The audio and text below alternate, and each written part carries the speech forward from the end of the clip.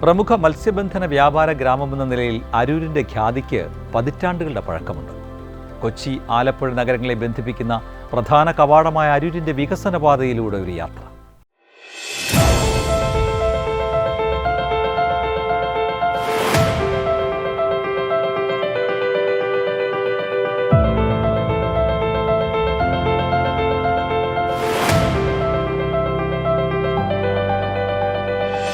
അടിസ്ഥാന സൗകര്യ വികസന ചരിത്രത്തിൽ അരൂർ ഏറെ മുന്നേറ്റം നടത്തിക്കഴിഞ്ഞു.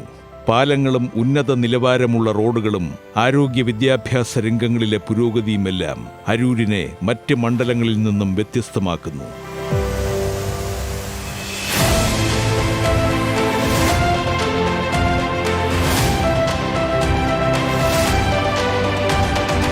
പെരുമ്പള്ളം പാണാവള്ളി പാലത്തിന്റെ നിർമ്മാണം ഏറ്റവും പ്രത്യക്ഷ ഉദാഹരണം.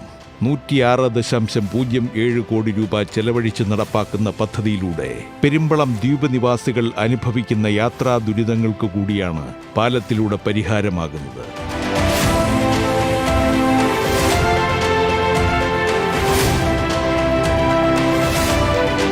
അരൂര് നമുക്ക് അഭിമാനിക്കാവുന്ന പ്രവർത്തനങ്ങളാണ്. കാരണം വെച്ചാൽ അഭിമാനിക്കാവുന്ന നേട്ടങ്ങളാണ് കിഫ്ബിയെ കൊണ്ട് നമുക്കുള്ളത്. കാരണം ഒരുപക്ഷെ കേരളത്തിൽ തന്നെ ഏറ്റവും നീളം കൂടിയ, അതായത് വേമ്പനാട് കായൽ കിടക്കുന്ന ഏറ്റവും നീളം കൂടിയ ഒരു പാലമാണ്, 100 കോടിയുടെ പാലമാണ് നമുക്ക് പെരുമ്പളം പാലം. അത് തന്നെ എന്താ പറയുക, കേരളത്തിന് തന്നെ അഭിമാനിക്കാവുന്നൊരു പാലമാണ്. ഏറ്റവും കൂടുതൽ നീളക്കൂടുതലാണ്. എനിക്കാണ് 1157 മീറ്റർ എങ്ങാണ്ടാണ് നീളം, 11 മീറ്റർ വീതി, അത്രയും വീതിയുള്ള വലിയ നീളത്തിലുള്ള പാലാണ്.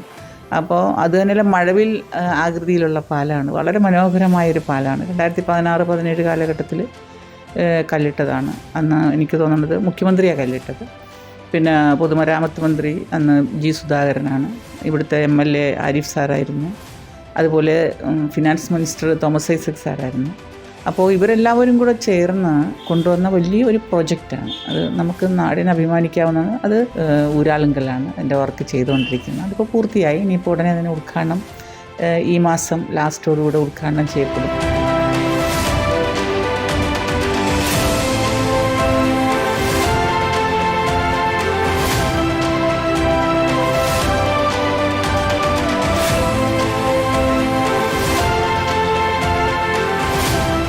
പെരുമ്പളം ദ്വീപിനെ വടുതലയുമായി ബന്ധിപ്പിക്കുന്ന 1155.40 മീറ്റർ നീളത്തിൽ കായലിന് കുറുകെയുള്ള പാലം നാടിന് വിസ്മയ കാഴ്ച കൂടിയാണ് പകരുന്നത്.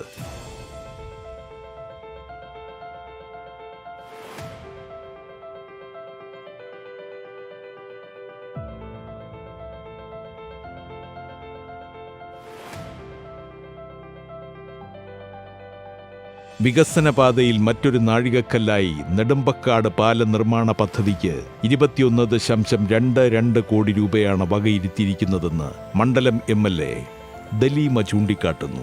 നെടുമ്പക്കാട് വിളക്കുമരം പാലം അതും അതിമനോഹരമാണ്. അതിൻ്റെയൊക്കെ അതിൻ്റെ ഡിസൈൻ തന്നെ അതൊക്കെ വളരെ മനോഹരമായ പാലാണ്. അപ്പോൾ പിന്നെ അത് ഉദ്ഘാടനം ചെയ്യപ്പെട്ടു. നേരത്തെ തന്നെ റിയാസ് മിനിസ്റ്റർ വന്ന് ഉദ്ഘാടനം ചെയ്തിരുന്നു.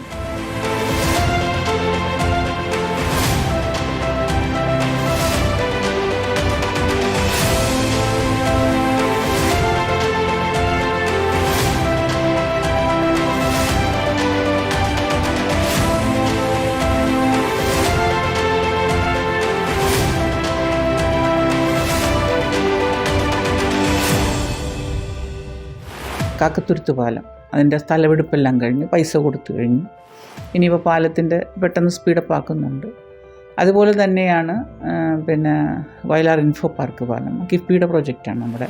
6 നിലകളിലുള്ള തുറവൂർ താലൂക്ക് ആശുപത്രി മന്ദിര നിർമ്മാണത്തിലൂടെ ആതുര സേവന രംഗത്തും അരൂർ കയ്യൊപ്പ് ചാർത്തുകയാണ്. 34.33 കോടി രൂപയുടെ പദ്ധതി മണ്ഡലത്തിലെ ആരോഗ്യ മേഖലയ്ക്ക് ഉണർവേകുമെന്നാണ് പ്രതീക്ഷ.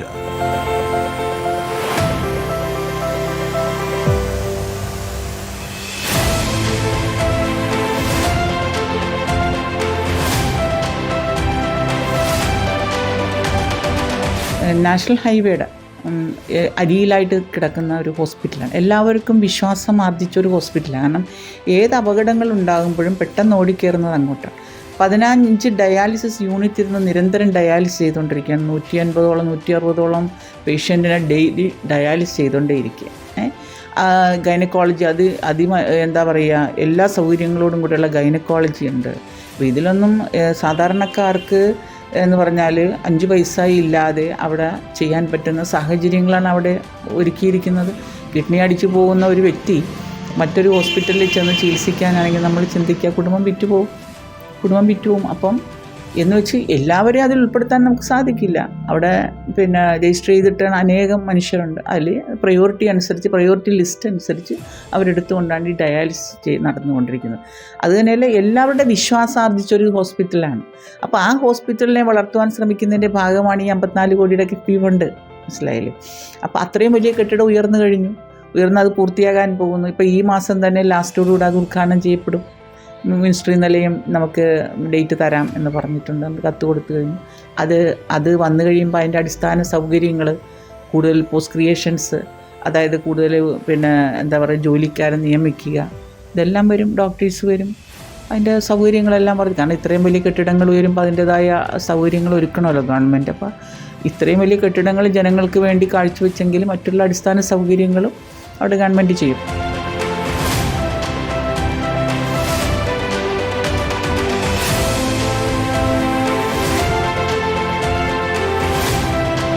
അരൂർ, എഴുപുന്ന, കുത്തിയതോട്, കോടൻതുരുത്ത്, തുറവൂർ, പട്ടണക്കാട് എന്നീ ഗ്രാമങ്ങളിലുള്ള ആയിരങ്ങൾ ആശ്രയിക്കുന്ന ഈ ആതുരാലയം പ്രത്യേകിച്ച് തീരദേശവാസികളായ മത്സ്യത്തൊഴിലാളികളുടെ അഭയകേന്ദ്രം കൂടിയാണ്.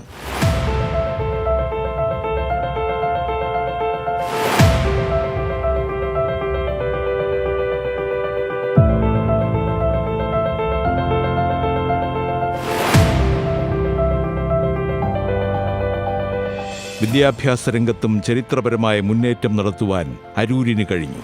Kodanthuruthu government vocational higher secondary സ്കൂളിനായി 2.9 കോടി രൂപയും ചന്തിരൂർ ഗവൺമെന്റ് സ്കൂളിന് 5 കോടി രൂപയും വകയിരുത്തിയതിലൂടെ വിജ്ഞാനത്തിന്റെ വാതായനങ്ങൾ തുറക്കാൻ കഴിഞ്ഞതായും MLA പറഞ്ഞു.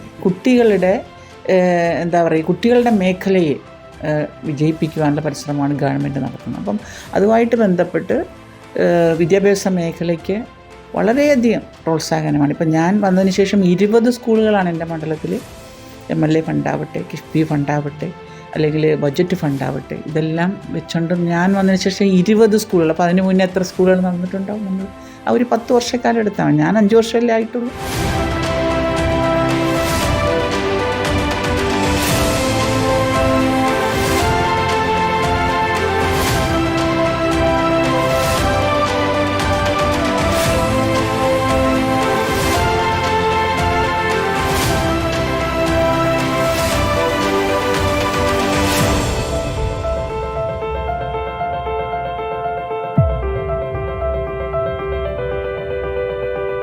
പശ്ചാത്തല മേഖല എന്ന് പറഞ്ഞാൽ വൻ കിഫ്ബി എന്ന് പറഞ്ഞാൽ ഫണ്ട് കളക്ട് ചെയ്തുകൊണ്ട് നമുക്ക് വലിയ വലിയ റോഡുകളല്ലേ കിഫ്ബിയുടെ ഫണ്ടുകൾ വിനിയോഗിച്ചുകൊണ്ട്. ഇപ്പോൾ ആലപ്പുഴയിലോട്ടൊക്കെ ചെന്ന് കഴിഞ്ഞാൽ നമുക്കറിയാമല്ലോ, ചങ്ങനാശ്ശേരിയിലൊക്കെ പോകുന്ന റൂട്ടുകൾ എന്താണ്, അതൊക്കെ ഇങ്ങനെ കിടന്നതാണല്ലോ. ആ വെള്ളപ്പൊക്കത്തിലെല്ലാം പൊട്ടിപ്പൊളിഞ്ഞ് നാമാവശേഷമായിട്ട് കിടന്ന കാര്യങ്ങളല്ലേ എല്ലാം നടക്കുന്നത്. അപ്പോൾ അനേകം റോഡുകളല്ലേ സംസ്ഥാനത്തുടനീളം കിഫ്ബി ഫണ്ടുകൾ വെച്ചു, കിഫ്ബിയെ ആശ്രയിച്ചുകൊണ്ട് നമ്മൾ നടപ്പിലാക്കിക്കൊണ്ടിരിക്കുന്നത്. നമുക്ക് സംസ്ഥാനത്തിന് അത്രയും വലിയ ഫണ്ടുള്ള അല്ലല്ലോ കൊച്ചു കേരളം എന്ന് പറഞ്ഞാൽ വലിയ സംവിധാനങ്ങളുള്ളതല്ല. പക്ഷേ നമ്മൾ കിഫ്ബിയെ വെച്ചുകൊണ്ട് നമ്മൾ ജനങ്ങൾക്ക് വേണ്ടി ഇതെല്ലാം ചെയ്യുകയാണ്. കാര്യങ്ങളെല്ലാം കൃത്യമായിട്ട് ചെയ്യുന്നതിൻ്റെ ഭാഗം. എങ്ങോട്ട് തിരിഞ്ഞാലും, ഇപ്പോൾ കോഴിക്കോട് ചെന്നാലും, കൊടുങ്ങല്ലൂർ ചെന്നാലും, തിരുവനന്തപുരത്ത് ചെന്നാലും നമ്മൾ മെയിൻ റോഡുകളെല്ലാം എടുത്ത് നോക്കുക. പശ്ചാത്തല സംവിധാനം എല്ലാം വളരെ വികസന പ്രവർത്തനങ്ങൾ നടന്നുകൊണ്ടിരിക്കുന്നു ഓരോ മേഖലയും.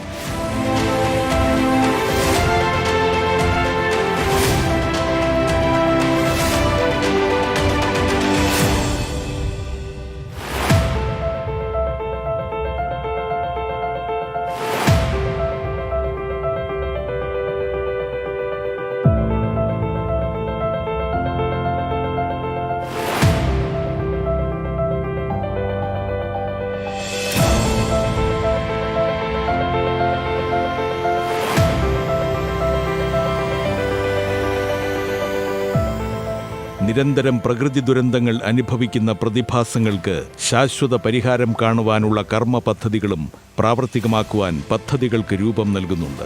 ടെട്രാപോഡിന് നമ്മൾ പല പ്രാവശ്യം അപേക്ഷ വെച്ചിട്ടുണ്ട്. അപ്പോൾ ചെല്ലാനത്ത് ചെയ്തുകൊണ്ടിരിക്കും. ചെല്ലാനവും ഇതിൻ്റെ നടുക്കും ചേർത്തരെ നമ്മളുടെ ആ ഭാഗം ഒറ്റമശ്ശേരി ഇതിൻ്റെ നടുക്കാണ് നമ്മൾ കിടക്കുന്നത്. അവിടെ അത്രയും കടൽ കയറിയ ഇടമാണ് ചെല്ലാനോ ഒറ്റമശ്ശേരിയോ എന്നൊക്കെ പറഞ്ഞു. അപ്പോൾ അതിലും അത്രയും ഇല്ലെങ്കിലും നമ്മൾ ആവശ്യപ്പെട്ടിട്ടുണ്ട് ഈ ടെട്രാപോഡ് നമുക്ക് വേണമെന്ന്. അപ്പോൾ അവിടെ ചെയ്ത് കഴിഞ്ഞാൽ അവർ നമുക്കും അത് തരും, തീർച്ചയായിട്ടും തരും. നല്ലൊരു മന്ത്രിയാണ് നമുക്ക് ഉള്ളത്. അപ്പോൾ അതുകൊണ്ട് തന്നെ നമുക്ക് അതെല്ലാം ടൂറിസമൊക്കെ വളരും. നമ്മളുടെ ടെട്രാപോഡ് വെച്ച് തന്നെ നമുക്ക് 8 ജനങ്ങളെ രക്ഷിക്കാനായിട്ട് സാധിക്കും എന്നുള്ള പ്രതീക്ഷകളുണ്ട്.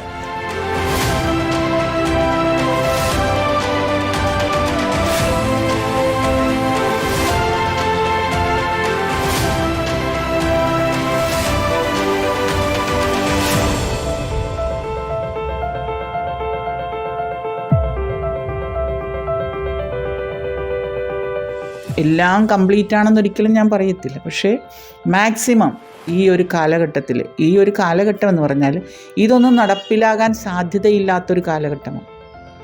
ഈ ഇത്രയും പ്രശ്നങ്ങളുടെ നടുക്ക് നിൽക്കുന്ന ഒരു ഗവൺമെൻറ്റാണ്. കാരണം ഒരു ഇത്രയും പ്രതിസന്ധികളെ അതിജീവിച്ചൊരു ഗവൺമെൻറ്. വേറെ ഒരു ഗവൺമെൻറ് കാലഘട്ടത്തിലും ഈ പ്രതിസന്ധികളില്ലായിരുന്നു. നമുക്ക് എല്ലാവർക്കും അറിയാലോ, സത്യസന്ധമായ ഒരു അഭിപ്രായമല്ലേ അത്. ഇത്രയും പ്രതിസന്ധികളെ അതിജീവിച്ചുകൊണ്ടാണ് ഈ പ്രവൃത്തിയെല്ലാം ചെയ്യുന്നത്. നമുക്ക് അഭിമാനിക്കാം. ഇപ്പോൾ കിഫ്ബിയെ കിട്ടിയതും കിഫ്ബിക്ക് വഴി പല നേട്ടങ്ങളും നമുക്ക് നേടാൻ സാധിക്കുന്നതൊക്കെ എനിക്ക് അഭിമാനം. ഞാനൊരു MLA എന്നുള്ള നിലയിൽ എനിക്കിവിടെ അഭിമാനത്തോടെ ഇതെല്ലാം പറയാൻ വാക്കുകൾ ഒരുപാട് കിട്ടുന്നില്ലേ, വികസനത്തിൻ്റെ വാക്കുകൾ എനിക്ക് കിട്ടുന്നില്ലേ. ഞാൻ ആരെങ്കിലും പറ്റിക്കുന്നതല്ലല്ലോ, കലാകാരി കൂടെയല്ലേ ഞാൻ. ഒരിക്കലും കല ഈശ്വരനാണ്.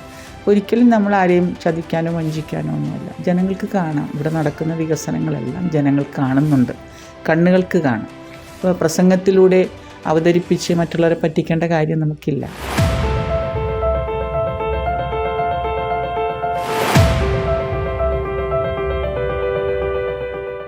ജനക്ഷേമ പദ്ധതികളുടെ നടത്തിപ്പിലൂടെ അരൂർ അസൂയാവഹമായ നേട്ടങ്ങളാണ് കൈവരിച്ചിരിക്കുന്നത്. നേട്ടങ്ങളുടെ പട്ടിക ഇനിയും നീളുമെന്ന കാര്യവും ഉറപ്പാണ്.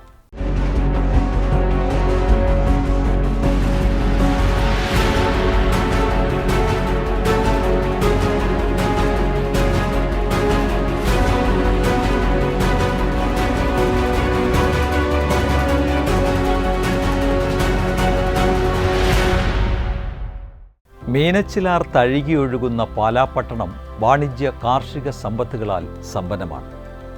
പാലയുടെ സമസ്ത മേഖലയിലും വികസനത്തിൻ്റെ വിസ്മയം തീർക്കുവാൻ സാധിച്ചുവെന്നതാണ് ഏറെ ശ്രദ്ധേയം. പാലായിലൂടെ ഒരു യാത്ര.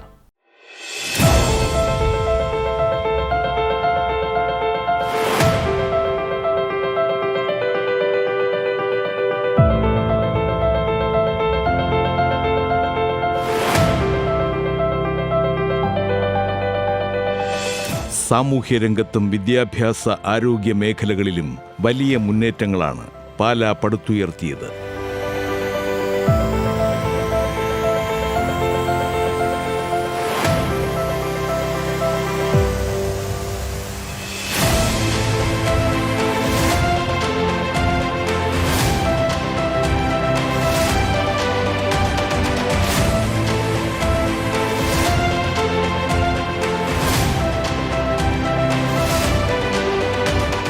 വിദ്യാഭ്യാസ രംഗത്ത് മണ്ഡലത്തിലെ മഹാത്മാഗാന്ധി ഹയർ സെക്കൻഡറി സ്കൂളിന് 5 കോടി രൂപ അനുവദിച്ചത് വലിയ മുന്നേറ്റത്തിന് കാരണമായി.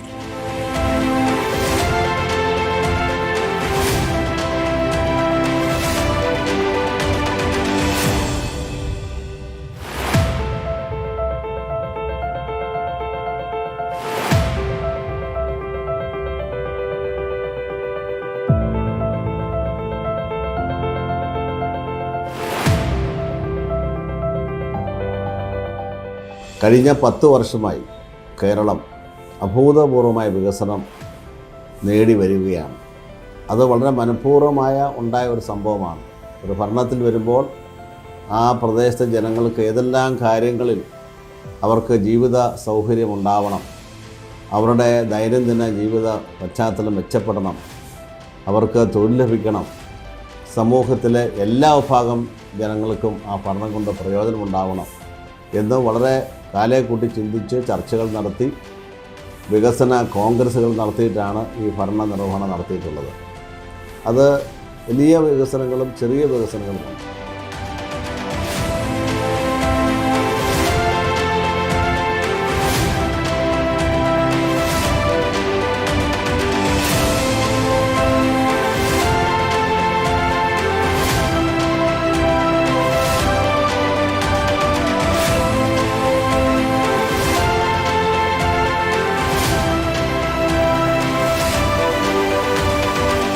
ജനോപകാരപ്രദങ്ങളായ പദ്ധതികൾക്ക് രൂപം നൽകിയതിന്റെ ഭാഗമായിട്ടായിരുന്നു കുടിവെള്ളം, റോഡ് വികസന പദ്ധതികൾ എന്നിവ വിഭാവനം ചെയ്തത്.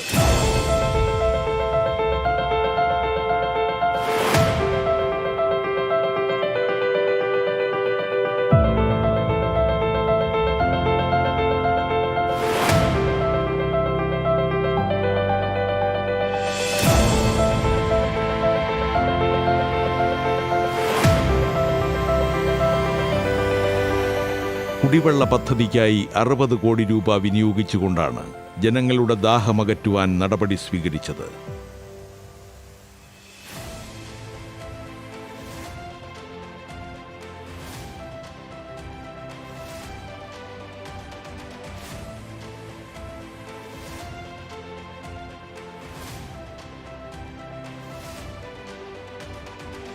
റോഡ് വികസനത്തിലും പാല ഏറെ നേട്ടങ്ങൾ കൈവരിച്ചു. DM&BC നിലവാരത്തിലാണ് റോഡ് നവീകരണം നടത്തിയത്. കൂടാതെ ഗ്രാമീണ റോഡുകളുടെ നവീകരണങ്ങളും വികസന പാതയിൽ നാഴികക്കല്ലായി മാറി.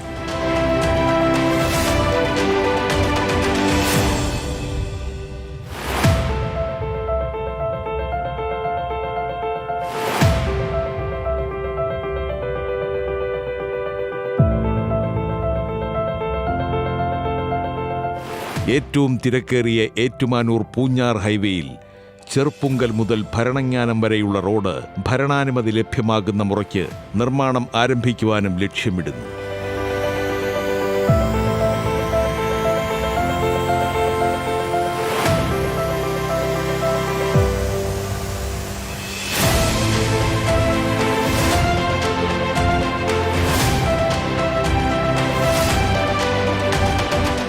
മീനച്ചലാറിലും പോഷക നദികളിലും തടയണകൾ നിർമ്മിക്കാൻ കഴിഞ്ഞതിലൂടെ വേനൽക്കാലത്ത് ജലദൗർലഭ്യം അകറ്റി നിർത്താൻ കഴിയുന്നതോടൊപ്പം കാർഷിക രംഗത്തിനും ഇത് സഹായകരമായി തീർന്നു.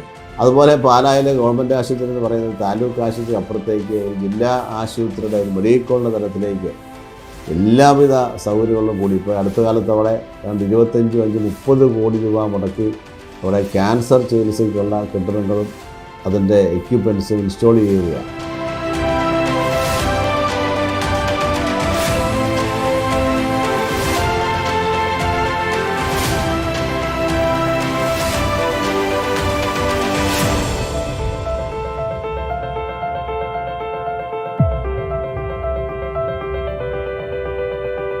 തിരുവനന്തപുരത്തുള്ള രാജീവ് ഗാന്ധിയുടെ പേരിലുള്ള ആ ലാബ് പാലായിൽ ഗവൺമെൻറ് അനുബന്ധിച്ച് സ്ഥാപിച്ച് അവിടെ എല്ലാവിധമുള്ള പരിശോധനകളും ഒരു പ്രൈവറ്റ് ആശുപത്രിയിലോ മറ്റൊരു ആശുപത്രിയിലോ ചിലവാകുന്നതിൻ്റെ 1/3 പോലും പൈസ മുടക്കാതെ അവർ വന്ന ബ്ലഡ് പരിശോധിച്ച് എല്ലാ പരിശോധന നടത്തി കൊടുക്കുകയാണ്. ഏറ്റവും വലിയൊരു സ്ഥാപനമായിട്ട് മാറിയിരിക്കുകയാണ്. അത് പാലായിൽ ചെല്ലണ്ട, ആശുപത്രി ചെല്ലണ്ട, അവിടെ പ്രൈമറി ഹെൽത്ത് സെൻ്ററിലോ ഹോമിയോ ആശുപത്രിയിലോ ഒക്കെ വന്ന് ബ്ലഡ് എടുത്ത് അവർക്ക് ആ പരിശോധന റിപ്പോർട്ട് കൊടുക്കും.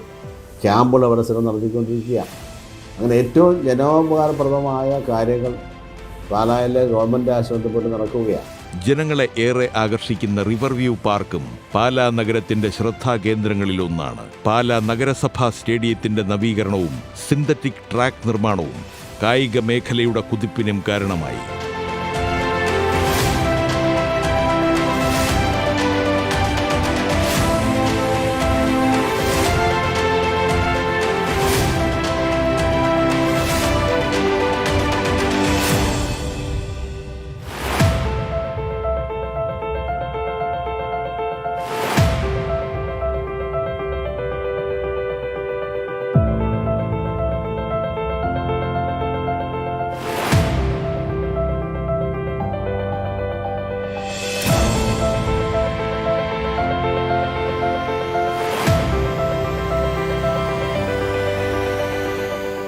നമുക്കറിയാം IIT, പാലായിലെ IIT എന്ന് പറയുന്നത് 2,500 പിള്ളേർ പഠിക്കുന്ന ഏറ്റവും വലിയ സ്ഥാപനമാണ്. അടുത്ത കാലത്ത് കേന്ദ്ര ധനകാര്യമന്ത്രി നിർമ്മല സീതാരാമൻ ആ സ്ഥാപനത്തിൽ വരികയുണ്ടായി.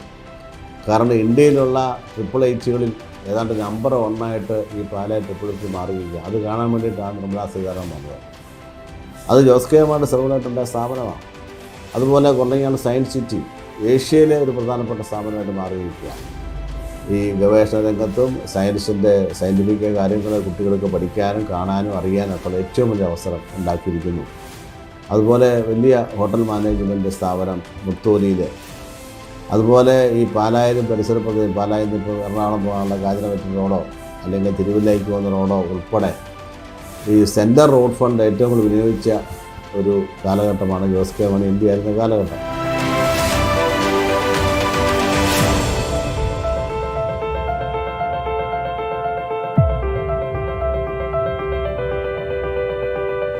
LNG ഗ്യാസ് പൈപ്പ് ലൈൻ ഉൾപ്പെടെ മുടങ്ങിക്കിടന്ന, ഒരിക്കലും നടക്കുകയില്ല, അല്ലെങ്കിൽ UDFിൻ്റെ ഭരണകാലത്ത് അത് നടക്കാനുള്ള സാഹചര്യമില്ല എന്ന് പറഞ്ഞ് ഒഴിവാക്കിയ പദ്ധതികളെല്ലാം ഇപ്പോൾ ഇടതുപക്ഷ ഗവൺമെൻറ് കഴിഞ്ഞ 10 വർഷമായി അതെല്ലാം നടപ്പിലാക്കി പൂർത്തീകരിച്ച് ജനങ്ങൾക്ക് ഉപയോഗയോഗ്യമാക്കി മാറ്റിയിരിക്കുകയാണ്. പ്രത്യേകിച്ച് നമുക്കറിയാം പവർ കട്ട് പോലെയുള്ള സംഭവങ്ങൾ. പവർ കട്ടില്ല എന്ന് പറയുന്നത് ചുമ്മാ പറയുന്നതല്ല. അതുകൊണ്ടായ നേട്ടം എന്ന് പറയുന്നത് നമ്മുടെ IT വ്യവസായ രംഗത്ത് നമ്മുടെ ചെറുപ്പക്കാർ ലാപ്ടോപ്പിലോ കമ്പ്യൂട്ടറിലോ ജോലി ചെയ്യുമ്പോൾ ഇൻ്റർനെറ്റ് കണക്ടിവിറ്റി അവർക്ക് 24 മണിക്കൂറും വേണം. അതിനിടയ്ക്ക് 1 മിനിറ്റോ 1 സെക്കൻഡോ കറണ്ട് പോയാൽ ആ കണക്ടിവിറ്റി പോവും. അപ്പോൾ അതുകൊണ്ടാണ് കേരളത്തിൽ ഇപ്പോൾ വളരെയധികം IT അധിഷ്ഠിത വ്യവസായങ്ങൾ വരാൻ കാരണം ഇവിടെ പവർ കട്ട് ഇല്ല, ലോഡ് ഷെഡിങ് ഇല്ല, പവർ ഫെയിലിയർ ഇല്ല.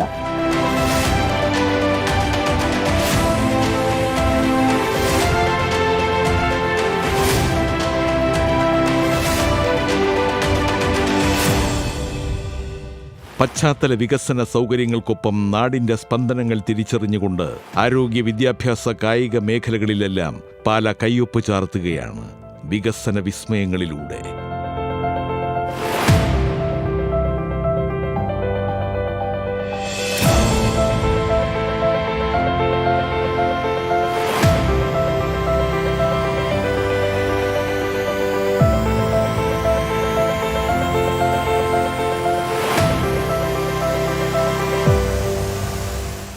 പാലാ നഗരം വികസന വഴികളിലൂടെ മുന്നേറുകയാണ്. സമസ്ത മേഖലകളും കീഴടക്കി.